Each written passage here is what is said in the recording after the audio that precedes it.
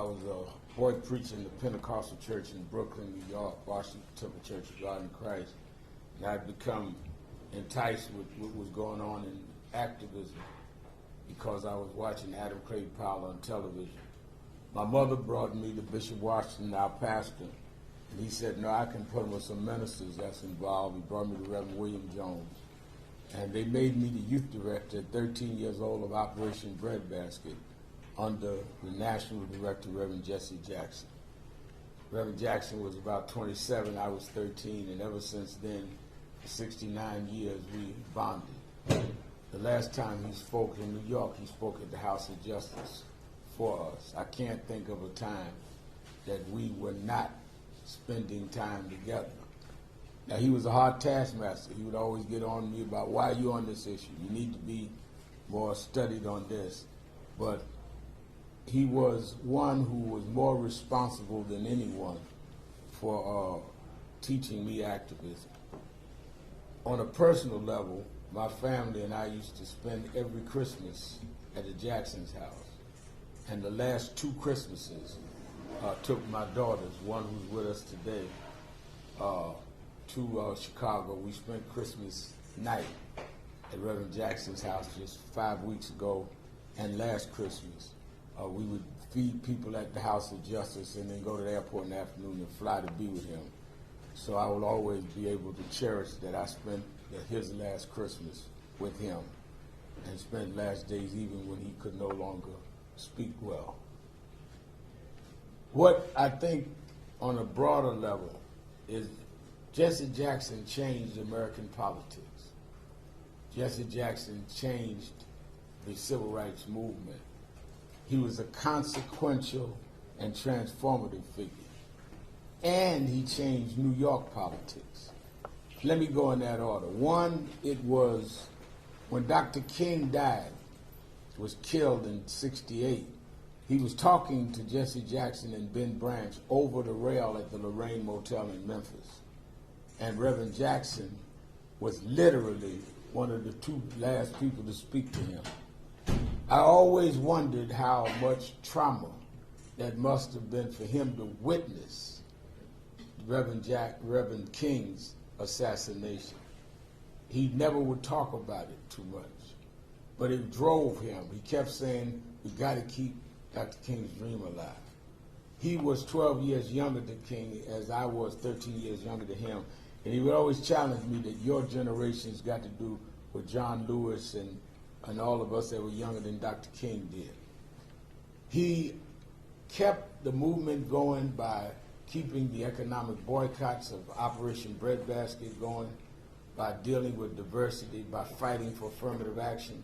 You must remember when the late 70s and 80s, when Reaganism rose and there was this backlash on civil rights, Jesse Jackson took the front with John Lewis and others to restore what Dr. King had done. We romanticized the 60s like they were never challenged. They were challenged. We had to renew the Voting Rights Act every 5 years. We had to deal with state laws. And it was Reverend Jackson that did that into our era of having to deal with racial profiling and driving while black and all. We learned all that from him. It was in 1984, when he ran for president, that he changed the rules that primaries were governed by, where in pre-Jackson, if you ran in New York, for example, and you got 104 delegates and your opponent got 100 delegates, your opponent got all 204 delegates. It was Jesse that made it be, no, you get your 100, they get 104. With him changing it to proportional delegate representation is how Barack Obama was made the nominee. Hillary Clinton won more big states, but he was able to accumulate more delegate votes. So he literally changed the party in '84. And then in '86, the midterm elections changed because he had registered so many new voters that had not been calculated before, that many of the states turned, and the U.S. Senate '86 became Democratic control and maintained a lot of the things that we would have lost under the Reagan era because Jesse Jackson registered those voters. In '88, he ran again, got 7 million votes, won the city of New York. It was his '88 race where he won the city, lost the state in the caucus, but he won the city of New York, which made us believe in '89 we could win. And we did by electing David Dinkins. David Dinkins was his coordinator for New York City in '88 and became the mayor in '89 off Jackson votes and the belief we could win it because Jesse Jackson, despite the controversies around him, won the city of New York in '88. So I'm not talking about somebody that just is some removed figure in history. He literally changed American politics, New York politics, and kept the civil rights movement going, and then raised some of us that have been in the forefront in the first part of the 21st century to do what we do. And he's been there with us. When we did George Floyd, he was right there in the church with us when I did the eulogy. He was there with us with Trayvon Martin. He never stopped. I once said to him, "You already in history. You've gotten all the honors. Why do you keep going?" He said, "I never learned how to retire." He said, "You got to remember, Al, Dr. King was killed at 39 years old. Medgar Evers was killed at 39 years old. Malcolm X was killed at 39. We were never raised to be 40 years old." He said, "I woke up one day at 55. There's no retirement plan for us." And he kept going until this morning.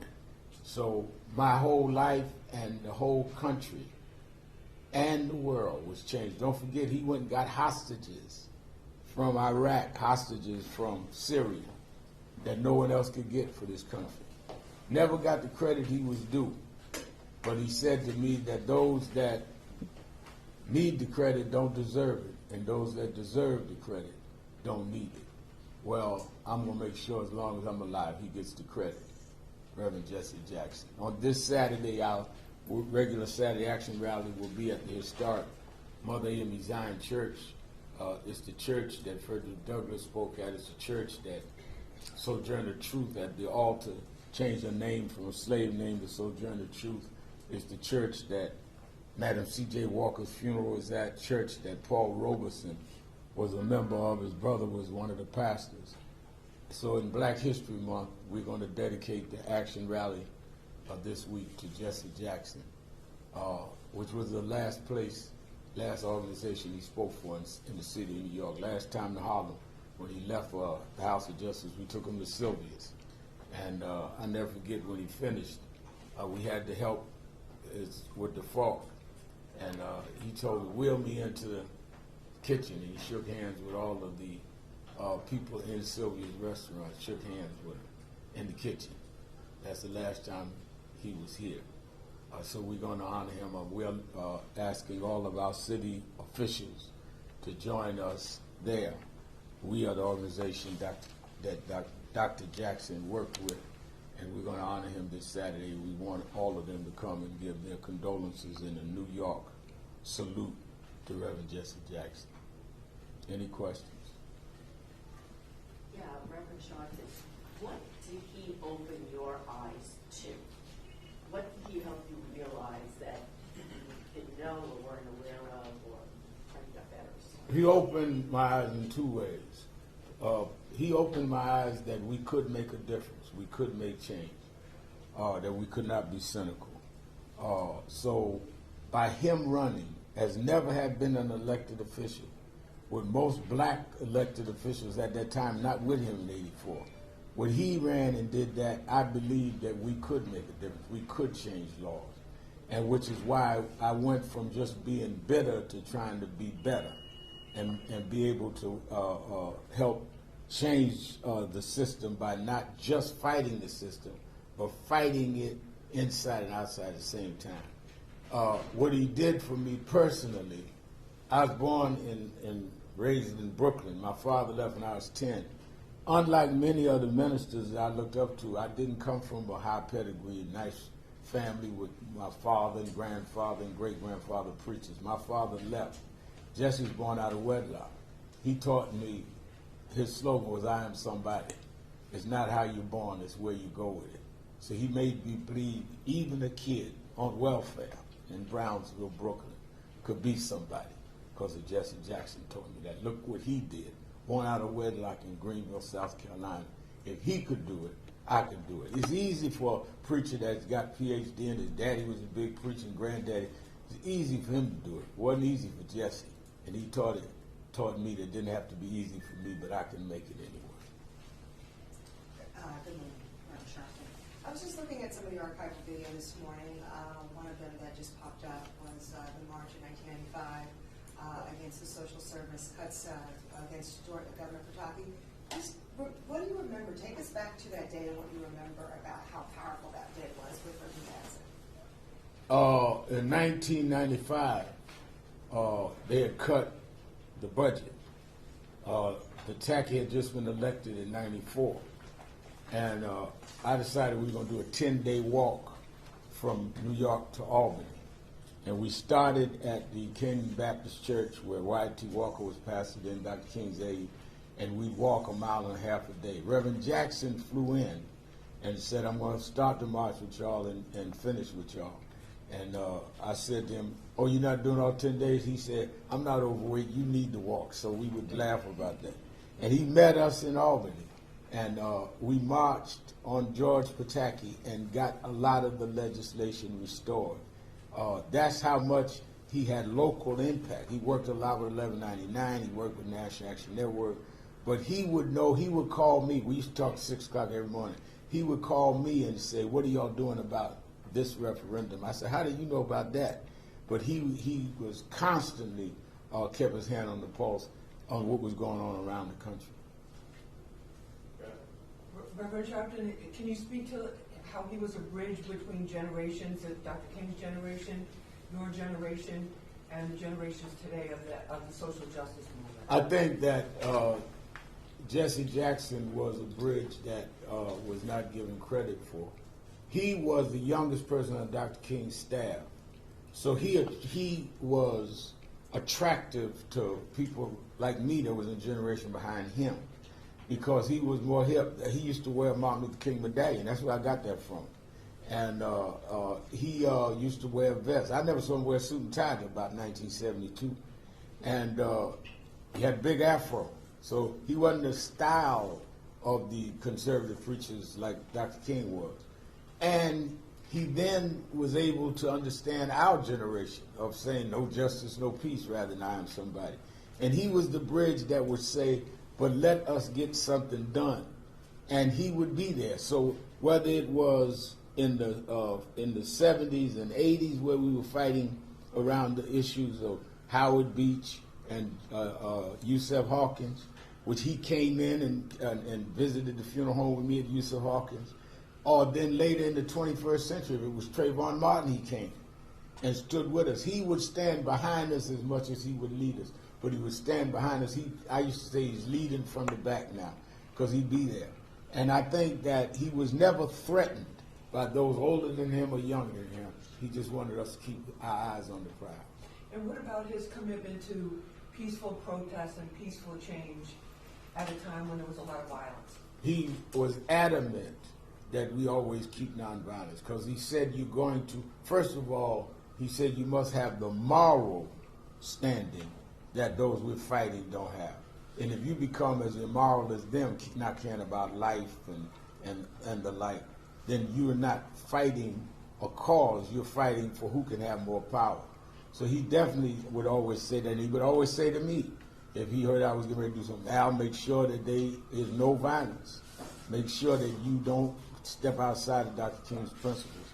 And I think he also would always reprimand us about language, not only violence in terms of physical, but your language must communicate justice, not revenge.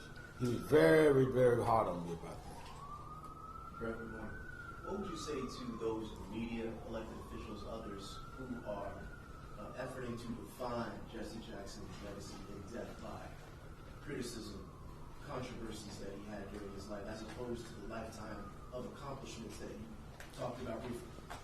I think that there will be those that will raise the controversies, and they will raise some of the things that they would consider negative. But Reverend Jackson had a saying that he used to tell me that became something I lived by. He said, turn your scars into stars. And they can raise the controversy, but the fact that they've got to raise them at all means that he made his point. He made effect. Nobody thought a kid born out of wedlock on Haney Street in South Carolina would be where he was. So sometime when you're climbing up steep mountains, you might slip and skid your knee. But the story is he climbed that mountain. Hi, good morning, and thank you for having us. I wanted to ask if there was anything from the Reverend's legacy you hope the new generation in the Democratic Party, the civil rights movement, heed going forward. I think that what I would hope that heed is that we continue to protect the right to vote, that we protect the Voting Rights Act, and that we protect the economic movements of not having an imbalance where the super rich get richer at the expense of the poor, and that we remain rainbow, multicultural, that we fight for immigration rights and civil rights, that we deal with policing and deal with vice. And I think that he represented that. We cannot take the rainbow out of the movement. We cannot take the nonviolence out, but we must protect the right to vote. Everything Dr. King and Reverend Jackson stood for is at risk right now. Supreme Court is weighing right now Section 2 of the Voting Rights Act. Right now we're seeing what's going on with ICE and deportation. So we have the challenge not to mourn Jesse Jackson, but we need to use our mournings, which is what we're going to do Saturday, to say there must be a movement. He would not want us to have sanctimonious mournings if we weren't going to get up and do the work. Reverend Sharpton, so many speeches over the years, so many important quotes. Which one is the most significant to you or the most personal in terms of what you remember of Reverend Jackson? I think that his 84 Democratic Convention speech, Our Time Has Come, was a classic because it gave us hope. I think that when he came back in 88, Keep Hope Alive was a classic. There's so many, but Reverend Jackson had, last time he was at, time before last, when he was at the House of Justice, he had a book of sermons and that he had come out with. And that's when I knew he was stumbling and had Parkinson's. And I asked him to sign the book to me. He could only do the first J. And I keep that book at home, a book of all of his sermons. But he couldn't even sign his name, but he still came to Harlem to do what he could do.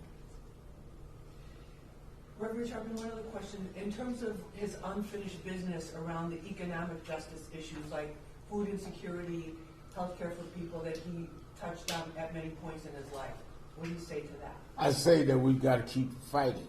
We cannot make mockery with just mourning him and letting it go. And DEI, diversity, equity, and inclusion, which has now been wiped out by this present administration, that was Jesse Jackson saying we've got to diversify boardrooms, diversify employment for blacks, for women, for browns, or for LGBTQ. So we are seeing at a stage where everything he fought for is at risk. And if we want to mourn him, we've got to preserve what he fought for. Thank you. So what is the plan of action to defend voting rights? Well, I think the plan has to be, how did we get voting rights in the first place? And that is mobilizing, marching, nonviolent protest. But the thing we have that they didn't have in 65, we have enough people in the Senate and the House to re-legislate if we come out and vote. If we come out in the right numbers, a member of the National Action Network named Hakeem Jeffries would be the Speaker of the House and can call the hearings and find out what's really going on in ICE. So every time it looks hard to me, I think about how hard it was for Jesse when he was a student leader in North Carolina, how hard it was for Dr. King.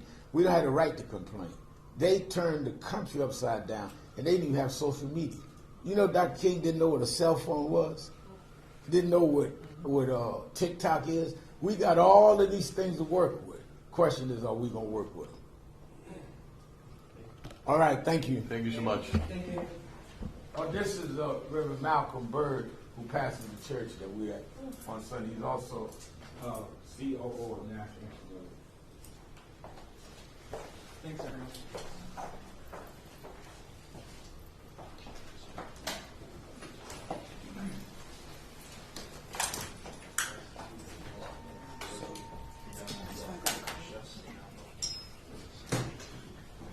You going out there? Wherever you set me up, that's where I'll go. We can go downstairs. We can go downstairs. That's fine.